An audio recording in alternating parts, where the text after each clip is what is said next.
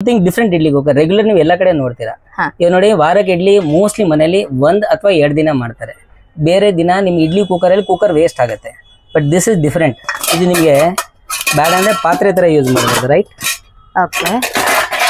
ಇಲ್ಲಿಗೆ ತೂತ್ ಬಟ್ಲು ಗಂಜಿ ಸೊಬ್ಬಸೇಕಾಯ್ತು, ರೈಟ್? ಇಲ್ಲಾಂದ್ರೆ 2 ಸೇರಿಸ್ಕೊಳ್ಳಿ. ಇದು ನೀವು ಸ್ಟೀಮರ್ ತರ ಮೋಮೋಸ್, ಸ್ಟೀಮ್ ರೈಸ್ 25 ಮಿನಿಟ್ಸ್ ಅಲ್ಲಿ ರೈಸ್ ಆಗುತ್ತೆ. ಇಷ್ಟು ರೈಸ್ ಮಾಡ್ಬೋದು ಇಬ್ಬರಿಗೆ, 1.5 1 ಮಗು ಅಥವಾ ಇಬ್ಬರಿಗೆ. ಈ ಬೇಡ ಅಂದ್ರೆ ನಿಮಗೆ ಕೊಟ್ಟೆ ಇಡ್ಲಿ, ಕಡುಬು ಇಡ್ಲಿ ಹೇಳ್ತೀರಲ್ಲ, ಇದು ಕೊಟ್ಟೆ ಇಡ್ಲಿ.